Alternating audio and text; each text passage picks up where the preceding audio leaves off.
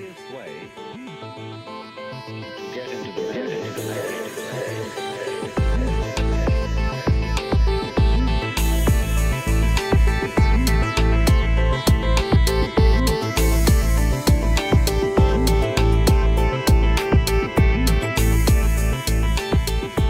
Wellness, welcome. Josh Dippold here from Integrating Presence. Today's talk, if you haven't seen the description, being seen, being heard, being in silence, eyes closed, is the title with the description. What does it mean to really be seen, really be heard, to be in silence with eyes closed? Which of these is crying out for more nourishment from you and from those in your life? Let's take 15 minutes or so to bounce these around with perhaps some mindfulness of hearing and seeing meditation. So being seen and being heard. Being seen, it's very healing, but how do we need to be seen and how do we want to be seen? Have you ever been with someone you just feel really gets you, can really see you, understand you? There's so many ways this can happen. For me, it's when I can connect with someone deeply and share something with them. For others, it just might need to be given one's full attention. And this is how we really help heal people and heal ourselves when we can really be seen. What about being heard? Some people, in order to be seen, they need to be heard. Although I can't provide that for you here because due to this platform, Insight Timer, there's no ability for me to hear or see you really, at least in the way we normally think of in day-to-day lives, right? But to be heard, I know when I'm hearing someone, if I can just set aside all my agendas and plans and my need to fix and change, offer advice and wisdom, and just be present with someone and just let them be exactly how they are, come exactly how they are, be exactly how they are, be exactly how they wish. I know in my experience, I can be with someone and sometimes I can maybe see a little bit deeper into what's going on with them. And I am not buying into how they want to be seen, but I'm seeing them how they really are. And so when I'm not mindful that I have to bring kindness and compassion, and even just saying I have to, right? But when I'm not mindful, if there's no kindness and compassion, equanimity there, then sometimes seeing through this layer that they want to be seen as, or maybe people have projected onto them how they should be. And when I or anyone else is seeing through that to their true nature, who they really are, then sometimes that can be frightening for someone because they may be not ready to see themselves that way. Maybe they don't want to be seen that way in that particular context, in that moment. So this is when kindness and compassion comes really in, when we're seeing through that veneer of someone into more of their true nature. So I invite you to share how you would like to be seen, how you help others be seen, how you'd like to be heard, how you would like others to hear you, maybe what gets in the way of this. I was driving through a rural area in Missouri today when there wasn't much traffic around on the interstate. I was just gazing off into the woods and the forests nearby and just noticing, and also, of course, when we're in nature, just noticing the absence of this kind of need to be seen and heard, and then the absence of this demand on our attention to be engaged and see and hear others, right? Nature just kind of is. It accepts us for who we are. There's not a lot of immediate psychological complications involved with being around nature. Not a lot of immediate emotional charge there. Given there's no predators around, then we feel a little bit safer to let our guards down and just be more of who we are on a deeper level. Also, this other thing about being in silence, eyes closed. What is it like to just disengage, unplug from this? Nature can help us do that a little bit. We can also do that in the comfort of our own homes in meditation. It gives us a chance to recharge and know what it's like to maybe see ourselves, hear ourselves internally. Why don't we now do some mindfulness of seeing and hearing, perhaps? And so this goes, what I've talked about up to this point has been more kind of psychological, perceptional, dealing with perceptions and views. So mindfulness of seeing cuts through all that, ideally, to the core of just the function of our senses, right? And so we just have an eyeball. The physical eyes will deal with the physical sight, and then physical objects of sight. So we have the eye, the objects that sight connects to, and then we have that contact between the two. And in that, there's eye consciousness. So we're tuning into eye consciousness, just the simple knowing of sight. I think it's worth mentioning here, there's a difference between looking and seeing. Maybe as a visual metaphor, we have a lake, right? Or say an ocean. You're out on the ocean. There's no other visual reference point really, unless whatever you're on, the craft. It's just ocean in every direction as far as the eye can see and horizon. Unless we consciously think to zoom in to the waves and start discerning and distinguishing wave patterns and timing and maybe different ripple formations and movement and rising and falling. If we don't look at that, there's just seeing, right? There's not much difference in the visual field. Like we're in a room like I am, there's all kinds of objects and things like that. But what we want to tune into is not looking at a particular object, because during the day, we're mostly focused on physical objects. We see to be able to move towards something or away from something, to get something or put something away. So we'll be just tuning into the fact that there is visual, that we do have sight, vision, seeing happening. Unless someone here happens to be blind, then I suggest just doing this for hearing as well. I invite you now to keep your eyes open, obviously, and if it's possible, not look, kind of widen your visual gaze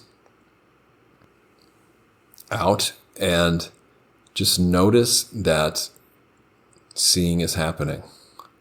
I mean, it sounds so ridiculous, right? But how much do we move through our days chasing objects, going here and there, looking at things, darting our eyes around, and not even really realizing that we have this capacity called seeing, that seeing is happening. And of course, for a reference point for this, we can close our eyes real briefly.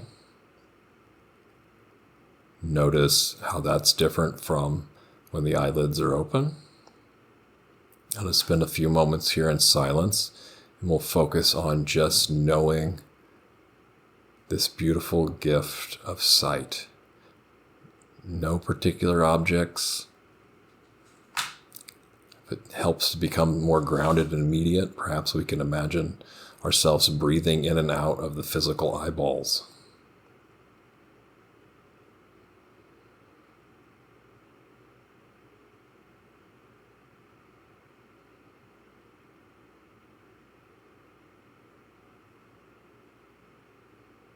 Can notice what objects tend to grab our attention in the visual field. That's natural. Can notice that and return our intention and attention to mindfulness of seeing, not looking, just knowing that vision, eyesight, seeing is happening.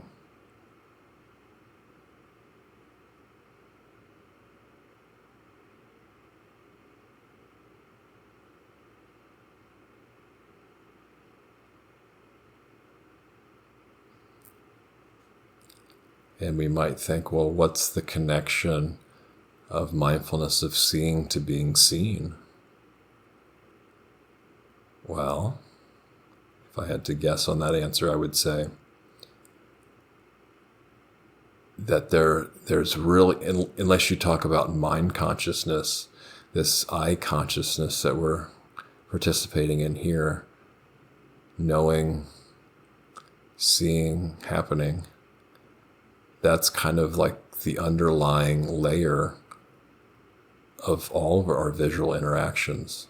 If we're looking at someone, if someone's looking at us, eye consciousness, the eyeball, the object, and then the knowing, the contact of those two and the knowing.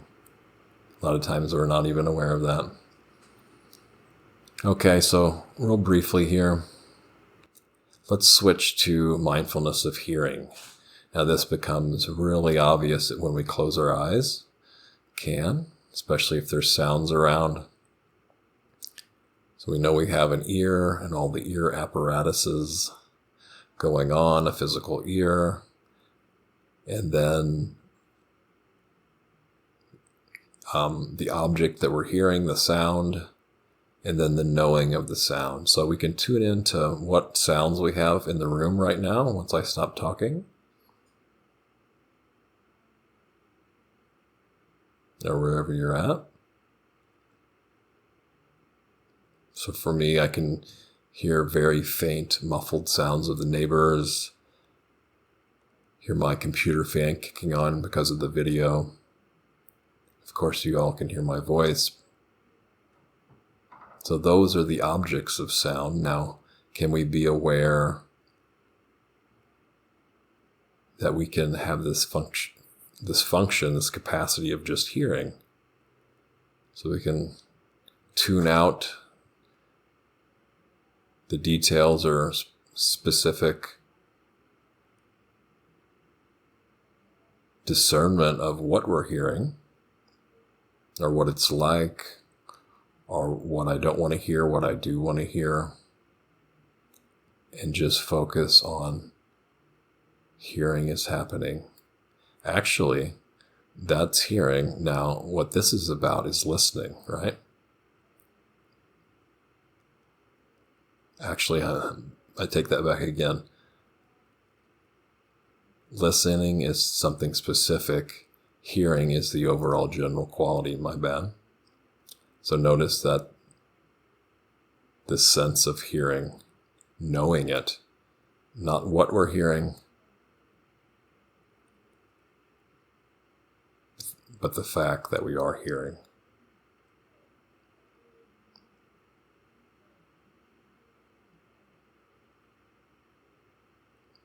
Maybe think of it as hearing, or listening to hearing.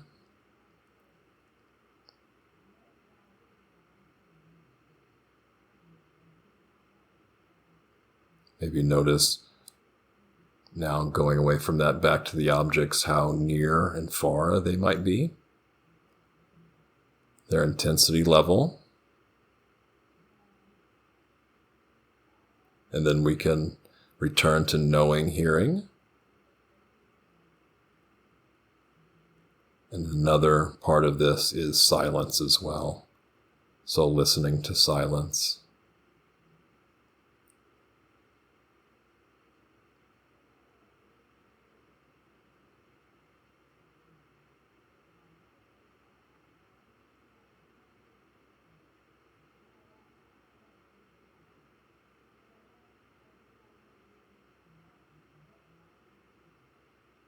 Noticing any kind of feelings or emotions or thoughts that might come up around hearing or in association with it. Can drop those, and we'll wrap this up in a little bit. Coming back to listening to silence, or knowing that there's this capacity, ability, sense called hearing. Hearing is like this. Not what we're hearing, but just hearing itself.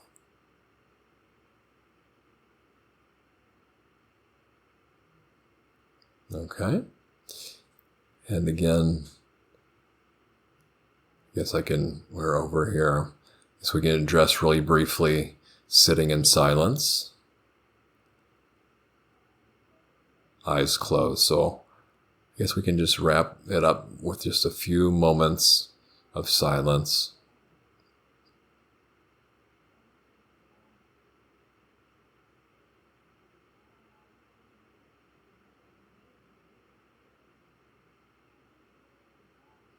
Okay.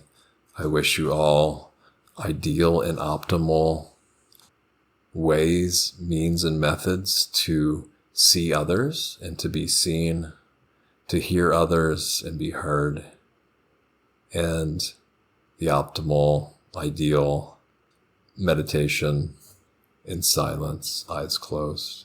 Thank you guys for being here.